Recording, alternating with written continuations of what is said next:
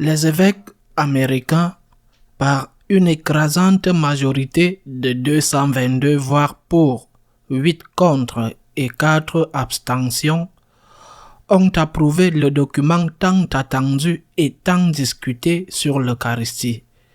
Il faut rappeler que ce document était demandé par un secteur important de l'épiscopat et du peuple en raison de la communion de certains politiciens du Parti démocrate, ces politiciens catholiques qui étaient néanmoins favorables à l'avortement dans leur vie personnelle ou dans leurs attitudes et votes politiques, parmi eux, mais pas seulement, le président Biden.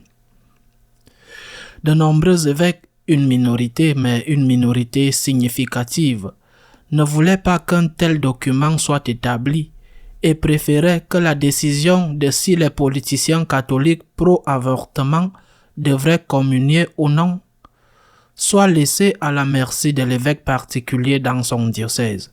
Il faut rappeler que les conférences épiscopales n'ont pas la possibilité d'imposer certaines choses à des évêques individuels. Mais finalement, le document a été fait. Je le répète, une partie importante des évêques ne voulait pas que le document soit fait. Il a été fait, il a été approuvé de manière surprenante par cette très grande majorité, presque à l'unanimité. La première chose que cela nous dit est qu'il s'agit d'un document de consensus. Tout consensus implique nécessairement que les deux parties doivent céder un peu. C'est-à-dire qu'il est possible qu'il ne satisfasse personne, qu'il est possible qu'il ne satisfasse aucun des deux groupes qui étaient à couteau tiré dans cette affaire. Les deux groupes ont dû céder quelque chose, mais ce document de consensus a la valeur, l'importance que devant le peuple de Dieu, les évêques sont unis sur une question aussi essentielle que celle-ci, et aussi précisément à cause de cette quasi-unanimité, ce document oblige tous les évêques qui ne peuvent pas dire que c'est un document qui a été approuvé contre moi, sauf les 8 qui n'ont pas voulu l'approuver. L'important dans un document de consensus est de voir s'il rassemble, s'il contient l'essentiel.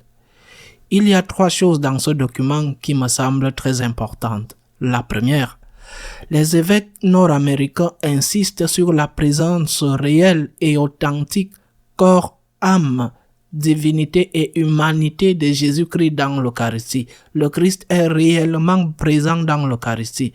Premier point essentiel. Deuxième point, les évêques disent que pour recevoir la communion, il faut être en état de grâce de Dieu. Et ils disent explicitement que quiconque reçoit la communion et n'est pas en état de grâce de Dieu commet un sacrilège. C'était peut-être là le sujet du débat. Sans cela, tout le reste pourrait simplement rester un point de référence. Oui, le Seigneur est dans l'Eucharistie, mais en fin de compte, tout le monde peut recevoir la communion. Je pense que ce point est essentiel. Les évêques le disent très clairement. Troisièmement, ils disent que pour recevoir la communion, les politiciens catholiques, et pas seulement les politiciens catholiques, doivent être en communion avec l'enseignement de l'Église. Bien sûr, dans la défense de la vie, mais pas seulement dans la défense de la vie. Les évêques citent diverses questions, mais ils ne peuvent pas être exhaustifs avec toutes les questions.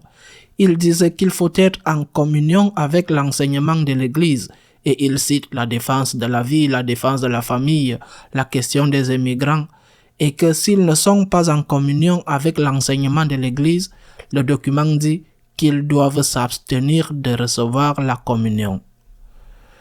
3 points essentiels qui sont contenus dans ce document de consensus et qui me semblent suffisants, je le répète. Peut-être que certains auraient trouvé préférable d'avoir une condamnation explicite de certaines personnes qui n'auraient pas pu être appliquées dans certains diocèses parce que leurs évêques auraient refusé de l'appliquer. Une autre chose qui me semble essentielle, c'est que les évêques américains ont fait la sourde oreille à l'idée que l'Eucharistie, la communion, ne peut pas être un sacrement pour les privilégiés, pour les choisis. Parce que ce qui se cache derrière cette idée, c'est que être en état de grâce de Dieu est pratiquement impossible et que donc on peut communier en péché mortel. Les évêques américains ont dit, pour recevoir la communion, il faut être en état de grâce et ceux qui ne reçoivent pas la communion en état de grâce commettent un sacrilège. Ils n'ont même pas abordé la question de savoir si cela réduit la possibilité de recevoir la communion à quelques-uns. Voyons, le Christ est dans l'Eucharistie. Pour recevoir la communion, il faut être en état de grâce de Dieu et pour recevoir la communion, il faut être en communion avec les enseignements de l'Église, dans la vie privée et surtout dans la vie publique. Je pense que cela, du moins pour moi, est suffisant et je considère que la quasi-unanimité donne à ce document une valeur très importante pour la vie des fidèles. Cependant, il me semble qu'il y a là une lacune et que cette lacune doit être comblée, résolue le plus rapidement possible. Dans pratiquement toutes les paroisses nord-américaines, dans leur grande majorité, l'accès à la confession est une véritable odyssée, une aventure, comme gravir une montagne. Il y a des confessions, un jour par semaine, 1 heure le samedi après-midi, c'est tout. Quand vient le carême, un groupe de prêtres se réunit et va confesser paroisse par paroisse, c'est tout. Et pourtant, pratiquement tous les fidèles vont communier le dimanche. S'il n'y a pas de confession et qu'ils vont tous communier, cela veut dire qu'ils sont soit des saints, soit qu'ils vont communier en péché mortel. Dire qu'on ne peut communier qu'en état de grâce, s'il n'y a pas beaucoup plus de possibilités qu'aujourd'hui d'aller se confesser, est un toast au soleil. C'est une rhétorique. Il est donc essentiel que les fidèles aient davantage accès à la confession et il est essentiel que les fidèles soient vraiment formés, qu'ils sachent distinguer le bien du mal, qu'on les forme dans les homélies, qu'on les aide à comprendre ce qu'un catholique peut et ne peut pas faire, parce qu'il y en a beaucoup qui font le mal sans en avoir conscience, parce qu'on ne leur a rien enseigné. Recevoir la communion en état de grâce, vivre en état de grâce. Et pour cela, l'aide des sacrements est indispensable, commençant par la confession. Sans plus d'accès à la confession, sans plus de possibilités réelles et non héroïques de pouvoir se confesser, j'insiste, ce document, avec tout le bien qu'il a, se réduit à de la pure rhétorique. Confession et communion. Recevoir la communion en état de grâce et vivre en état de grâce.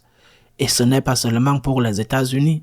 Je pense que ça vaut pour toute l'Église. Est-ce que nous les prêtres donnons suffisamment de temps et d'accès aux fidèles pour qu'ils puissent se confesser?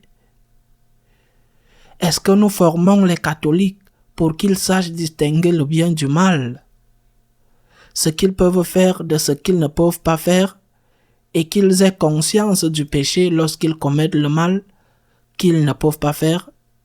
C'est une tâche tellement importante que nous devons insister dessus pour pouvoir ensuite recevoir la communion comme il se doit. À la semaine prochaine, si Dieu le veut.